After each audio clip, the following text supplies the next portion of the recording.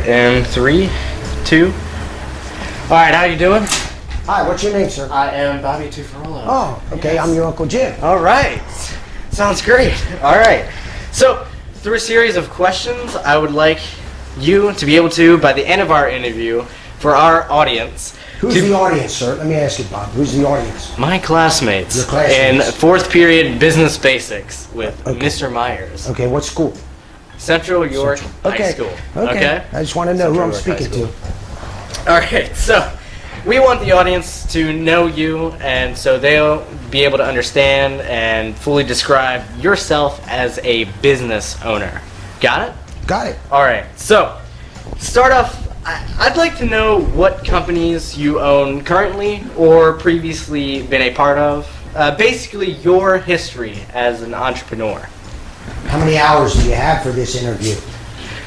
I don't know, there's a bunch of questions coming up. A bunch of questions? Yeah. Okay, well, I'll kind of keep it brief.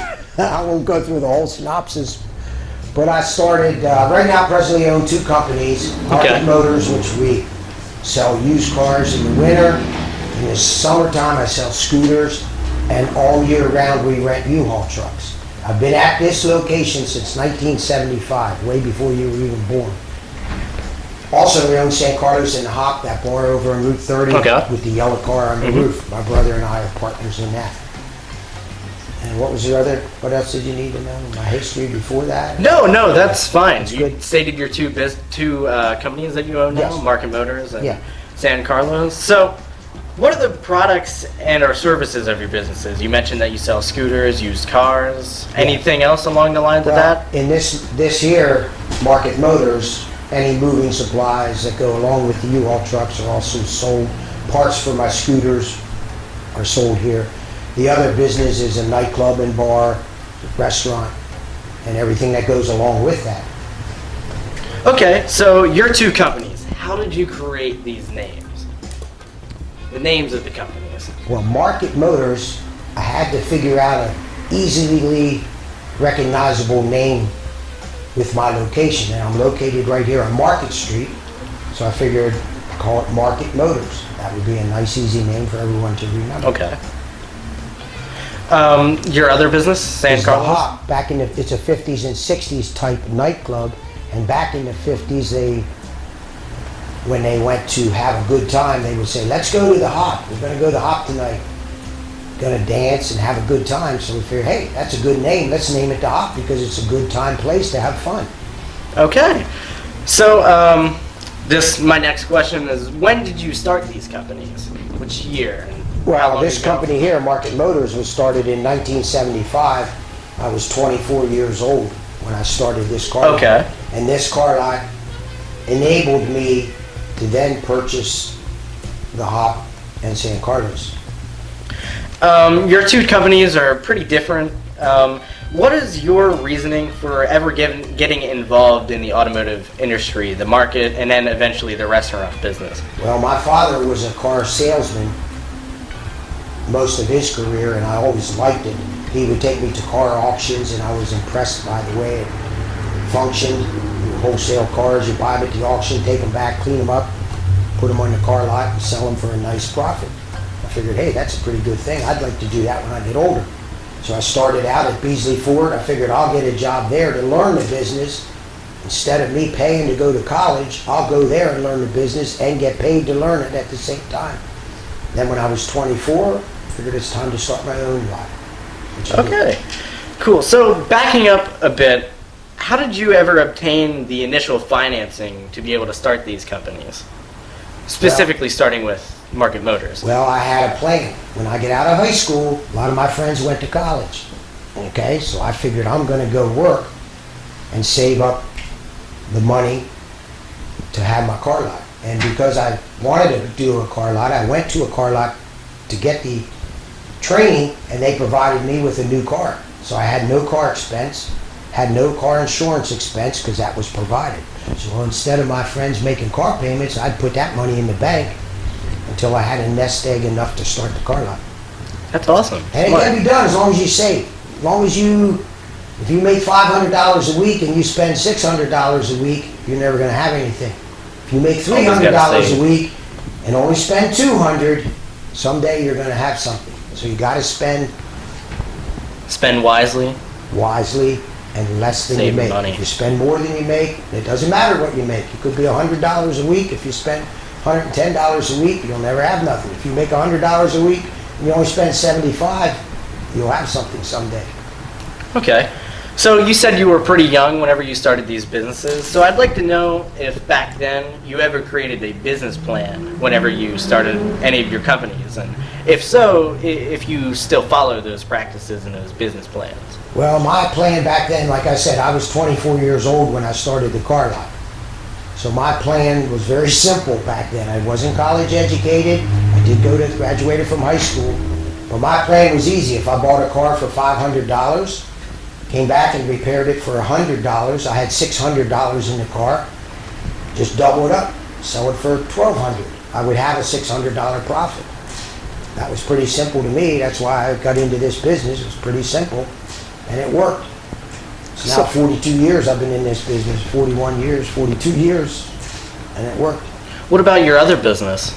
Is there any plan to that whenever you started? Anything you kind of set in stone with you or any other partners and said, hey, this is how we're going to run this place, this is what we're going to do?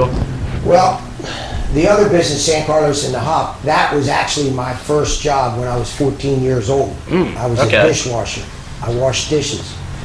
And my pay back then was 75 cents an hour. But because I was the dishwasher back there, I knew I wanted to have my own business someday.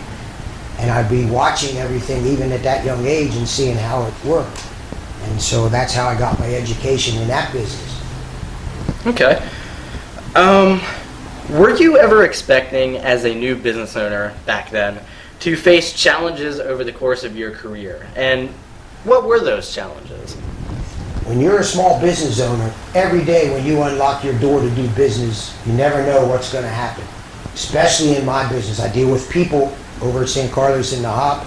It's a people-to-people business, dealing with people every day. The car business, you're dealing with people after they purchase a car. They might have an issue, maybe the battery went dead. You got to know how to handle people and be even about it. You can't get upset if someone comes in and starts hollering at you, I bought this car and now the battery went dead. No problem. You got to be able to handle people. And that's in any business. It just so happens my business is it's a personal person-to-person contact, whereas if you had a manufacturing business, you're not actually dealing with the people one-to-one like this business is. Okay. All right. Awesome. So your businesses are relatively local. They're both in the New York area. How have rival companies affected your sales, or rather your business as a whole? Rival companies in the area. Well, in this type of business that I'm in, rival companies are good. If there'd be 3 car lots opening down the street, it brings more people into the area because there's a bigger selection of cars. So in my business, that actually helps if there would be 4 or 5 car lots opening up. That's a good thing. In the nightclub business, the same thing.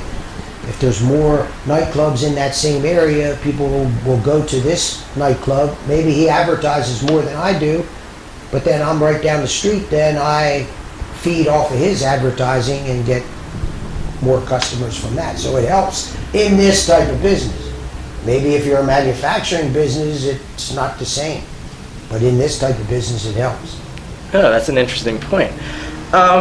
Who would you say is your target market? To whom do your businesses appeal to, would you say? I'd like to appeal to your classmates that are getting ready to get their driver's licenses. So hopefully they're going to look at this and say, hey, I think I'm going to buy a car from Market Motors. That guy seems all right. I'm going to buy my first car from him. Then they're going to buy their car. Then they're going to meet a lady after they get out of college. They're going to say, hey, we got to move to an apartment. Then they're going to call Market Motors and say, hey, that guy, I remember him. He has U-Haul trucks. He's going to come over here and get a U-Haul truck. Then he's going to get married down the road a little bit. Hey, that guy owns San Carlos and Knob. Let's have our wedding reception there. And it's great. And then down the road, when the sad part, and they get divorced, the guy has to go out and celebrate. He's going to come and have a few drinks to celebrate. So I get him all the way around. I just want to keep it light because it's too serious in school. You got to be light. The only thing, The only thing I gotta do yet is open a cemetery, then I'll have them covered the whole time. No, just joking. Okay, no, that's serious. Made you laugh. That's good. Everybody's too tight. They gotta laugh a little bit. That's what life is about. You gotta be happy in what you're doing. So it's like your car lot can appeal to anybody, and your first example was really younger audience. Yes. And people who are like looking for a new car. I mean, that could be anybody, really. Yeah, my cars are not high priced. They're starter cars, first vehicle. Yeah, they're not. It's a used car business. Yes, it's not. Maybe the wife needs a second car. Nothing too expensive, something like that. Okay. And then you said your other company, the Hop, is the nightclub aspect is for probably older individuals. Would you say around the area? Yeah, you have to be 21 to enter. So it's a little bit older. When they want to go out and just relax a little bit, they'll come over and have dinner and then maybe do a little dancing. Okay. So I know you have two companies, but just are you in a partnership with another person or a group of people, or are you simply the sole proprietor? Come on, spit it out. Sole proprietor. Thank you. Of your companies. This Market Motors is mine alone. It is a corporation. Okay. And the corporation is named JET, which is my initials, J-E-T. Oh, interesting. Okay. And it's trading as Market Motors. You do that for liability purposes, for insurance purposes. The other business, San Carlos and the Hop, I'm partners with my older brother. Oh, all right.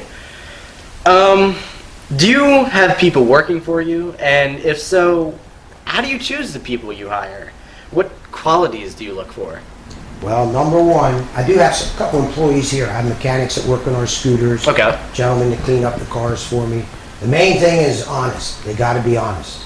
That's the main thing. If they are honest, that's the main thing. And dependable. That's the two things, and no lying. If they lie, then that's it. They're done. You need that in both businesses. Do you look for personality besides honesty is a character trait, but do you look for anybody who's charismatic or anybody who knows how to get the job done? This business, the car lot business, is more about getting the job done because you're behind the scenes, cleaning cars, waxing the cars, changing the oil, fixing the scooters. So that's mostly on your qualifications on talent-wise. On the other business, it's all personality. You have to be outgoing. You have to be a fun type person. Okay. You have to be fairly clean-cut because you're dealing with the public on the other end. So you've been in business for many years. How do you think your businesses affected and or impacted the local marketplace in York? Well, like I said earlier, I've been here since 1975, so people that have purchased cars from me as a young adult now have their own children who are coming in and purchasing their car for their own children. So interesting. It's successful, it just keeps going on and on.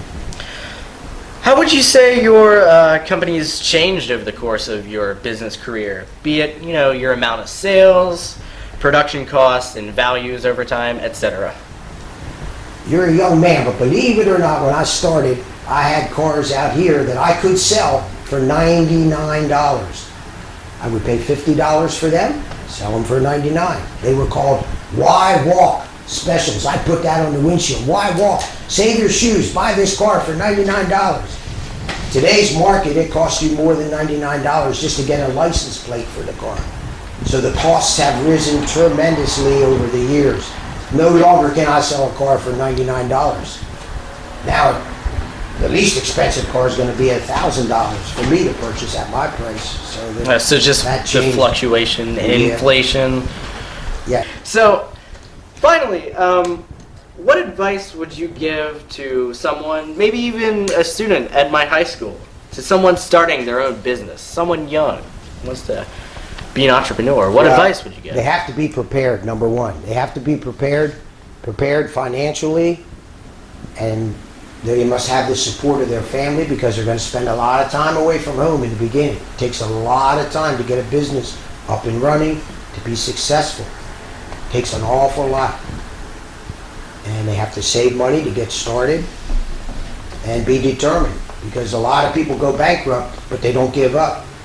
Milton Hershey, Hershey Park, he went bankrupt 2 times. The third time, he was finally successful.